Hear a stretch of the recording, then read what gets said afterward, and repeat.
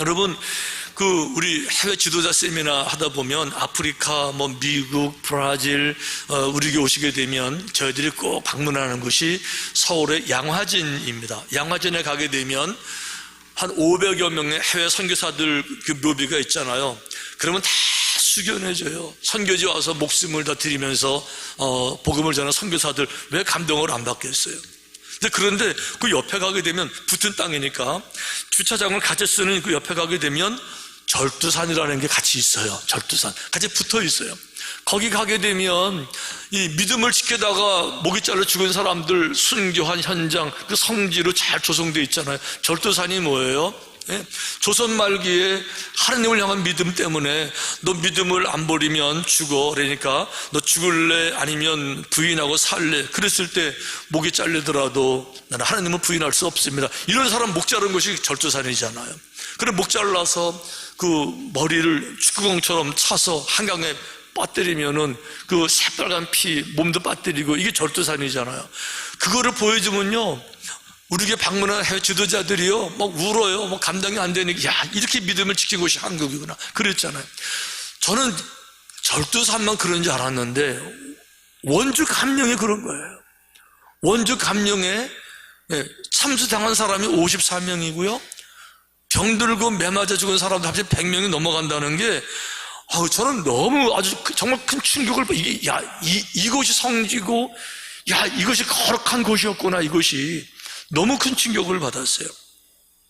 참고로 이제 그 신유 박해가 뭔가 하면, 조선에는 정조왕이 죽고 순조가 왕이 되는데, 순조가 11살에 왕이 돼요. 그 어린 나이 왕이 되니까 정치가 안 되잖아요. 그러니 그 어머니 대왕대비 정순왕후가 이제 어린 왕 뒤에서 섭정을 하는데, 이 대왕대비가 섭정하는 왕비가 이런 생각하는 거죠. 나는 늙었고 우리 아들 아직 어린데 지금 개혁을 외치고 서양 문물을 발전을 외치는 이런 사람들에게 이걸 맡기게 되면요, 우리가 설 자리가 없는 거. 그러니까 변화를 갖지 아니하기 위해서 기존 질서를 지켜야 되는데, 중요한 건 서양 문물이 막 들어올 때니까 서양의 흐름, 개혁, 이거를 막는 방법이 뭘까 하고 보니까 문화로는 못 막는 거예요. 근데 그것이 천주교를 타고 들어오는 것 같아요. 그러니까 천주교를 말살한다, 이런 명분을 내세워서 천주교들이 대박했던 것이 이제 바로 신유 박해예요. 이때에 그 서양 문물, 한국의 개혁을 주장한 사람들이 여러분 잘 아시는 정약용, 정약종, 다 이런 사람들, 이승훈, 이런 사람들이었었어요. 그런데 어쨌든지 간에 이런 사람들을 이제 기독교인을 처벌하는 방침을 세워서 그냥 막 처벌해 나가는데, 전국에서 한 300여 명 정도가 이제 참수를 당하고 순교를 당하는 거죠. 이때에 정약용, 정약전 이런 분들은 마지막에 결국은 배교를 해요. 나는 그러면 자기 형이 순교 당하는 걸 보면서 우리 가족 말살당하겠다 이런 생각해서 그냥 배교를 합니다. 그럼 나는 천주교 기독교 신앙을 버리겠습니다. 이렇게 배교하는 바람에 죽지 않고, 한 사람은 전라도로, 한 사람은 이제 경상도로 유배를 갔던 거예요. 자, 이런 사람들도 마지막에 배교하고 살아나는데, 마지막까지 배교 안 하고 죽은 사람들이 300명이 되는데 그 중에 100명이 원주 땅에서 죽었다는 거예요. 와, 저는 너무 놀랐어요. 어떻게 이럴 수가 있냐고. 이게 원주가 믿음을 지킨 사람들, 목이 잘리는 것도 마다하지 않냐고 생명을 지키던 사람들, 이 많은 사람이 참수당한 것이 원주 감령이고 원주라는 것이 제가 너무 놀랐는데, 그 원주 역사박물관에 기독교인이 만든 게 아니고 시청에서 만들어 놓은 자료에 의하면 이렇게 되어 있어요. 역사 자료 남아있으니까 했겠죠. 이렇게 되어 있어요. 죽이기 전에 마지막으로 이렇게 물어봤대요. 내 종교를 배반하면 국가 함께 충실한 백성이 되고 재산도 모두 돌려주겠다. 이게 마지막 묻는 거예요. 그럴 때 죽어가는 사람들 이렇게 말했다는 거죠. 원주 지방을 다 주신다 해도 저는 하느님을 부인할 수 없습니다. 이러고 죽었다는 거예요. 와, 저는 너무 이게 원주의 모습이고 원주에 살던 우리의 조상들의 모습이라는 게 너무 자랑스럽고요, 너무 자부심이 있고, 잊어버린 원주가 정말 거룩한 땅이고요, 전국에 300명이 순교 당하는데 원주에 100명이 순교 당한다는 게, 이게 지금 그래서 원주가 이렇게 살기 좋은 후손들인가? 재해도 별로 그렇게 비가 많이 와도 안전하고 그래서 그런 건가? 근데 이거는 사견이니까 지나가요. 이거는. 예. 원주가 너무 자랑스럽고요. 너무 사랑스럽고 자부심이 갑자기 제가 확 차오르는 걸 제가 느끼는 거예요. 제가 무슨 얘기 하려고 하는 거 하면 한경직 목사님 같은 그 믿음이 좋은 분도 순교하는 거는 쉽지 않은 거예요. 감옥에 갇혀 있는 거는요, 매를 맞는 거는, 고문을 당하는 거는 모두가 다 두려워하는 건데, 원주 지역에서 이렇게 순교 사람이 100명이 넘는다는 게, 이게 어마어마한 영적인 정말 거룩한 자원이고요, 전통이고요, 은혜이고 축복이라고 저는 정말 믿어지는 거예요. 제가 이렇게 말씀을 드리면 어떤 사람들은 이렇게 말하는 분이 계세요. 근데 그거는 뭐 천주교 얘기지 우리 기독교하고 관계없는 거 아니에요? 그 천주교 캐톨릭 신앙 고백한 거지 우리 기독교하고 상관없는 거 아니에요? 이렇게 말하는 분은 혹시 계실까봐 제가 오늘 자세하게 설명을 좀 드려볼게요. 천주교와 우리 개신교 관계를 설명을 드려볼게요. 여러분 그 세계에는 4대 종교라는 게 있습니다. 많이 퍼져 있는 4대 종교가 있는데 이슬람이 있고 불교가 있고 힌두교가 있고 그리고 기독교예요. 이거는 종교학적으로 모든 사람이 다 긍정하는 거죠. 세계 4대 종교입니다. 자, 기독교를 영어로 부를 때 크리스티아니티 이렇게 불러요. 크리스티아니티, 기독교가 전 세계에 이제 4대 종교 안에 들어가는데 기독교는 그럼 뭐를 믿느냐? 왜 크리스티아니티라고 부르냐 하면요, 기독교는요 그리스도를 믿기 때문에 그래요. 크라이스트, 예수님을 구주로 믿기 때문에 기독교라고 부르는 거고요. 그리고 그리스도를 믿는 사람들을 크리스찬, 기독교인 이렇게 부르는 거예요. 그리고 이 기독교의 특징이 뭔가 하면 오직 예수 그리스도만이 우리의 구세주다, 이걸 인정하는 거예요. 이 사람들에게 경전이 있는데 바이블이라는 경전을 써요. 모든 4대 종파가 다 경전을 가지고 있는데 기독교도 역시 바이블이라는 경전을 쓰는데 이 바이블 성경은 구약과 신약 두 개로 되어 있는 경전을 쓰고 있는 거예요. 기독교 핵심 가르침은 뭔가 하면 모든 사람은 다 죄인이라는 거죠. 그래서 주님께서 이 죄인들을 구원하시기 위해서 이 땅에 오셔서 모든 고통을 다 당하시고 십자가에서 돌아가심으로 말미암아서 그 죄값을 지켜주셔서 그 보혈을 말미암아서 보혈을 의지하고 보혈을 믿음으로 주님을 의지함으로써 구원을 받는다.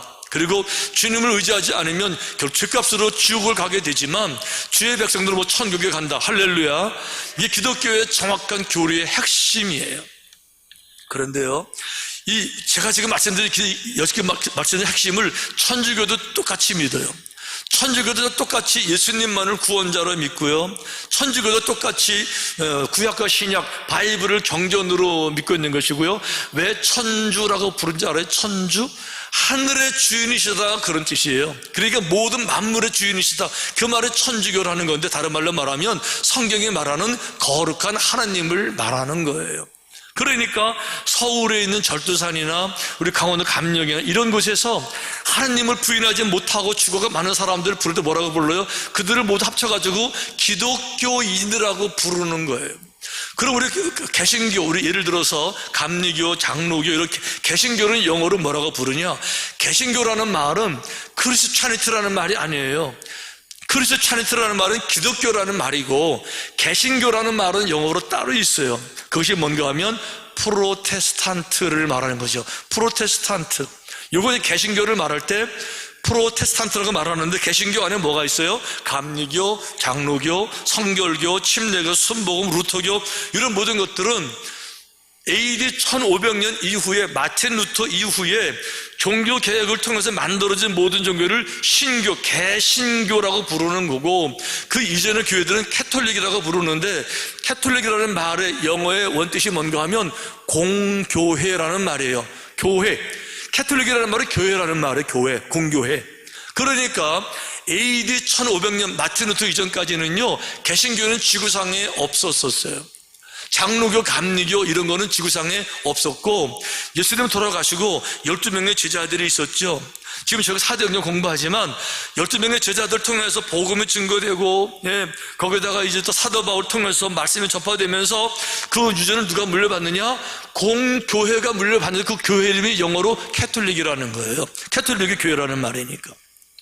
그래서 물려받아가지고 믿음이 잘 전달됐는데 그들이 경전을 잘 지키고 경전에 뭐 이상한 거 더하지 않고 신천지처럼 다른 교제 만들지 않고 오직 예수 그리스도 잘 지켜왔는데 AD 1500년에 가서 성경에 없는 거를 가르치기 시작한 거예요. 소위 말하는 면죄부 뭐 이러는 거.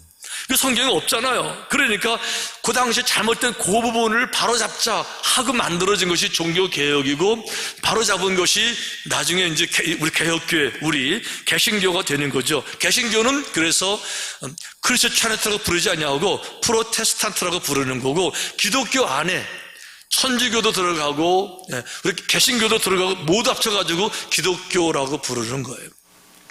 이런 말씀 드리는 이유는 오늘 우리가 읽은 사도행전 본문에 보면 오늘도 순교 얘기 나오는 거죠. 지난번에 공부한 것이 스데반 집사님 순교 이야기 바로 지난주에 끝났잖아요. 오늘 그 순교 이후의 이야기가 계속되는데 성경에 이렇게 되어 있어요. 경건한 사람들이 스데반을 장사하고 위하여 크게 울더라. 여러분 왜 안 울었겠어요? 원주 지역에서 50명이 넘는 사람들이 목이 잘려 죽을 때 여기 원주 지역의 경건한 사람들이 믿음의 사람들이 어떻게 안 울 수 있겠습니까? 많이 울었겠죠. 그런데 여러분 운다는 것도 한번 생각해 봐야 돼요. 똑같은 울음을 울은 사람들이 있는데 언제 울었는가 하면 예수님 돌아가실 때 울었어요. 예수님께서 그 큰 십자가를 지시고 이제 골고다 올라가시는데 채찍에 탁 맞을 때 얼마나 아프겠어요. 휘청거리다가 탁 넘어졌다가 다시 또 일어나서 그어지고 한 발 한 발 걸어갈 때 이걸 보는 기독교인들이, 그 여성들이 왜 안 울겠어요? 그러니까 슬퍼서 울잖아요. 우는 모습을 보시고 주님이 가던 발걸음 멈추시고요, 뒤를 돌아서 이렇게 말씀하셨어요. 예수께서 돌이켜 그들을 향하여 이르시되 예루살렘의 딸들아 나를 위하여 울지 말고 너희와 너희 자녀를 위하여 울라. 나를 위해 울지 말고 너희와 너희 자녀를 위해서 울어라, 이렇게 말씀을 하셨어요. 나를 위해서 울으라고요? 너 자신을 위해서 울으라고요? 이게 무슨 뜻일까? 잘 이해가 안 됐는데 신사참배 이야기 들어보니까 감이 탁 왔어요. 신사참배에 얽힌 또 다른 이야기, 제가 언젠가 곽선희 목사님 책에서 자세히 읽은 기억이 나는데, 곽선희 목사님이 서울 이북에 살다가 6.25 때 남아있잖아요. 자기 고향교회 목사님이 그렇게 훌륭하신 목사님이셨대요. 자기도 너무 사랑해 주시고, 자기 어렸을 때 그 목사님 자기를 안고 찍은 사진도 본인이 가지고 있을 만큼 그 목사님을 사랑했는데 그 목사님도 같이 남아한 거예요. 그 소식을 들었어요. 근데 남아했는데 자기가 목사가 됐는데 그 목사님을 아무리 찾아도 평생 못 찾은 겁니다. 그러니까 나중에 그 목사님을 찾게 됐어요. 알아보니까 그 목사님이요, 서울에서 목회하는 것이 아니라 숨어서 시골에서 나병 환자들을 섬기는 그런 곳에서 숨어서 평생 사신 거예요. 거기 찾아가서 아니 목사님 같은 분이 왜 민족이 재건할 때 다 나타나서 서울도 목회하셨어야지 이렇게 하셨냐고 물었더니 그 고향교회 목사님이 그렇게 말씀하시더래요. 내가 부끄러워서 목회를 할 수가 없었다고. 갑자기 해방이 되고 나니까 감옥에 있던, 마지막까지 신사참배를 거절하고 고통을 당했던 감옥에 있던 목사들이 다 나와서 그들의 목회를 하는데 그들 옆에서 같이 내가 목회하기가 참 얼굴이 참 뜨거워서 부끄러워서 내가 참 목회를 못했노라고. 그래서 내가 평생 숨어서 이렇게 사느라고. 그래서 뭐라고 말하는가 하면 그때 내가 죽었어야 됐는데, 그때 내가 감옥에 갔어야 됐는데, 그때 내가 고난을 선택했어야 됐는데 그걸 선택을 못해서 내가 평생 후회가 되고 평생 안타까워 평생 울고 산다고. 여러분 이러고 보니까 감이 탁 오는 거예요. 그때 죽었어야 되는 거예요. 여러분 그때요 고난을 당했어야 되는 거예요. 그때요 십자가를 감당했어야 되는 거예요. 도망가지 말고. 근데 그거를 못하니까 얼마나 안타까워요. 그러니까 엉엉 울고 회개하고 그때 못한 것 지금이라도 해야 되고, 또 지금에 해야 될 때라 그러면 감당할 수 있는 능력을 내게 주옵소서. 울더라도 그 길을 걸어가야 되고, 그 주님 말씀이 나를 위해 울지 말고 너희를 위해 울라고요. 이렇게 말씀하셨다 그러면 스데반에게 똑같이 적용되는 거예요. 스데파노를 위해 울지 말고 너를 위해 울어라. 스데파노는 제가 제대로 갔다, 사명 잘 감당했고 마지막까지 믿음 지켰고 생명을 지켜냈고 위대함을 지켜냈으니까 그분 걱정하지 마. 그분은 주님의 책임지시는데 너 그게 못 살지 않느냐, 부끄럽지 않냐, 창피하지 않냐, 너를 위해 울어라. 지금 이렇게 말씀하시는 거예요. 그런데요, 이런 울음을 우는 사람이 있어요. 모세가 그렇게 울었어요. 모세가 애굽에서 노예된 백성들을 이끌고 광야 탈출을 했습니다.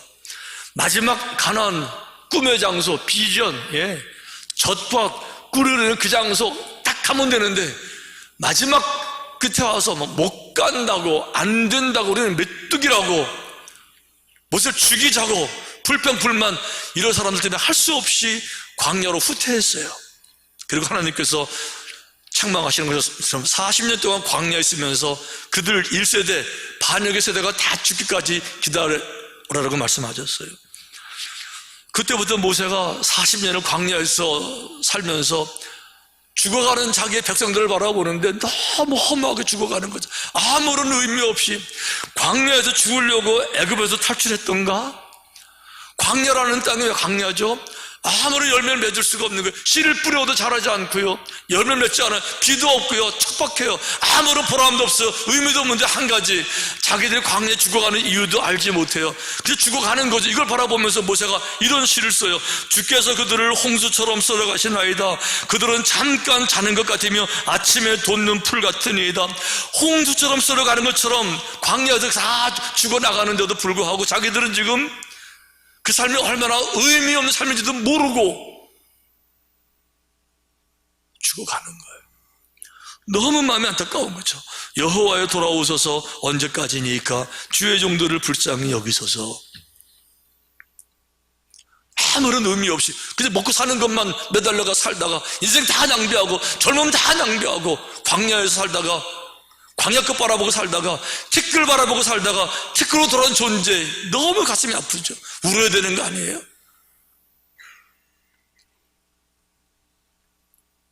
또 다른 얘기 하나 있어요. 자, 스데반 집사님 순교당한 직후에 상황을 이렇게 말합니다. 사울은 그가 죽임당함을 마땅히 여기더라. 그날에 예루살렘에 있는 교회에 큰 박해가 있어 사도 외에는 다 유대와 사마리아 모든 땅으로 흩어지느라. 큰 박해가 일어나가지고 이제 결국은 뿔뿔이 흩어지는데 유대, 사마리아 모든 땅으로 흩어졌대요. 그런데 이 센텐스를 보니까 다른 또 센텐스 문장이 딱 생각나는데 사도행전 1장 8절 이렇게 말씀하셨어요.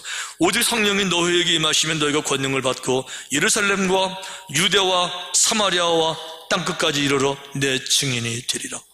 유대, 사마리아 모든 땅, 유대, 사마리아 땅끝. 이제 보니까 이게 성령님이 하시는 거예요. 이게 왜 그런가 하면 예루살렘 교회가 크게 부흥됐는데도 불구하고 선교할 생각하지 않고 우리들끼리 그랬잖아요. 그러니까 우리끼리 모여서 구제가서 싸우고 이랬잖아요. 그러니까 퍼져야 되는데 나가야 되는데 안 나가니까 박해를 해서라도 내보내셨잖아요. 결국 어떻게 됐습니까? 그 흩어진 사람들이 두루다니며 복음의 말씀을 전할세. 할렐루야. 기억하셔야 돼요. 우리가 안 나가면 주님이 흩으세요. 성경 원리가 그거예요. 자발적으로 나가지 않으면 주님이 흩으시는 거예요. 세계를 바라보고 땅끝을 바라보고 모든 민족을 바라보는 거죠. 저는 우리 교회가 이 마지막 시대에 정말 땅끝 모든 민족을 다 바라보는 교회가 되시기를 주님의 이름으로 축원합니다. 지난주에 김기혁 선교사님, 우크라이나 선교사님 전화통화했는데 그분이 그런 얘기 하더라고요. 전쟁은 불행한 일이지만 하나님은 전쟁 속에서 오히려 이 사역을 더 넓게 하시길 원하시는 것 같습니다. 왜요? 그랬더니 전쟁 때문에 한 번도 안 가봤던 자기 사역제 평생에 우크라이나만 사명지로 생각했는데 피난 그 사람도 따라가지고 폴란드도 가보고 헝가리 가보고 루마니아 주변 있는 동유럽 공산권 나라 가보니까 다 다 은혜를 삼하고 있고요. 도움이 필요하더래요. 지난주에는 루마니아를 갔었대요. 그 루마니아 목사들이 자기가 한국 목사라는 걸 알고는 초청해서 즉흥적으로 세미나를 또 원해서 세미나도 해줬는데 루마니아 목회자들이 그러더라는 거죠.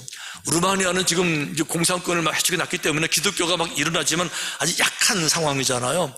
그 초창기 목사들 모습인데 그분들 그런 요구를 하시더라는 거죠. 한국교회를 배우고 싶은데 한국교회를 가볼 방법이 전혀 없는데 목사님 혹시 한국교회 아는 교회가 있으면 우리 한국교회 방문해서 한국교회도 보고 기도도 배우고 좀 이렇게 좀 훈련받을 기회가 있으면 좋겠는데 그렇게 소개해 줄 수 있습니까? 라고 물어보더래요. 이래가지고 저한테 전화 온 거죠. 목사님 내가 상황이 이렇게 됐는데 한국에서 그 루마니아 목회자들을 좀 데리고 가면 좀 한국을 보여주고 가르치고 세미나 해줄 교회가 혹시 있습니까? 뭐 책임질 만한 교회 아는 데가 있습니까? 라고 물어보는데 제가 알기로 그런 게 별로 없거든요. 두 군데 있었어요. 서울에 부평교회 있는데 부평교회 목사 은퇴하셨고 이제는 그런 게 없거든요. 한 교회 빼놓고. 그게 어느 교회죠?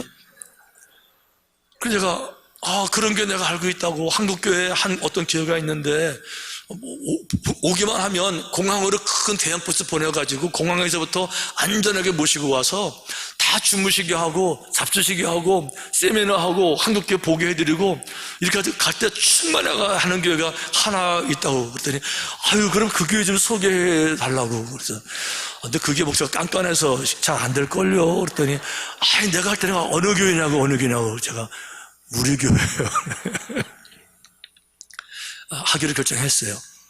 그러니까 벌써 내년에 3개 합니다. 그러니까 브라질, 아프리카, 루마니아까지. 그동안 해마다 한 번밖에 못했는데 왜 못했는가 하면 숙소 문제가 안 되니 민박해야 되잖아. 이게 안 돼가지고 못했는데 힐링타운 되는데 왜 못해야지? 얘는 전 세계를 다 누구든지 다 모셔서 보여드리고 가르쳐드리고 기도해드리고 치유해드리고 충만하게 해서 돌려보낼 것 같으면 저는 우리 주님께서 기뻐하실 줄로 믿습니다. 할렐루야. 여러분 기도하셔야 돼요. 마지막까지 잘 감당할 수 있게 여러분 내년에는 루마니아 상상도 못했던 공산권 사람들도 이제 와서 한국 우리 교회 와서 같이 은혜 받고 돌아가게 될 줄로 믿습니다. 사진 하나만 더 보여드릴게요. 제가 사진 바라보면서 너무 충격을 받았는데 아펜젤로 선교사님이 원주를 오기 위해서 여주를 거쳐서 오면서 찍은 사진이에요. 이게 삭가봉 쪽이라고 그래요. 이때는요 얼마나 가난한 나라 산에 나무가 없어요. 다 벼에다가 집 짓고 떼느라고. 민둥산이죠. 이런 산을 이런 곳을 말 타고 걸어서 당시 무슨 화장실 깨끗한 게 있어요? 조선 땅에.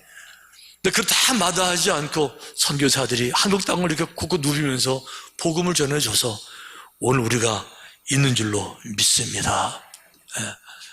이 선교사 정신, 복음의 정신을 다시 회복해야 되고요. 우리 교회가 재생해야 되고요. 우리 교회를 통해 나타날 것 같으면 우리 주님께서 우리 교회를 통해서 놀라운 일들을 이루게 될 줄로 믿습니다. 언더우드 선교사님이 미국에 보낸 그 보고서 한 장 읽어드릴게요. 다른 못 읽어드리고 한 부분인데 이렇게 되어 있어요. 우리는 강원도의 수도를 보기를 갈망했고 드디어 보게 되었는데 원주는 평양처럼 분지로 되어 있었는데 약 1000여 개의 주택이 있었습니다. 강원도에 감령이 있는 원주는 주로 쌀 농사를 짓고 있었는데 무언가 살만한 물건도 없고 팔릴 만한 물건도 없었습니다. 척박한 땅 원주를 찾아와서 복음을 전해주신 우리 선교사님들 그 마음속에 예수 그리스도 그 생명의 능력이 있어서 오늘 우리가 이 은혜의 축복을 받는 줄로 믿고요. 우리 교회를 통해서 이 믿음이 재생되어지고 원주가 이런 곳이었구나. 순교자가 100명이라는 것이 우리 원주라는 거 자부심 가지고 거룩한 성지로 성시화하는 일에 앞장서게 되셔서 마지막까지 믿음으로 승리하게 되시기를 주님의 이름으로 축원합니다.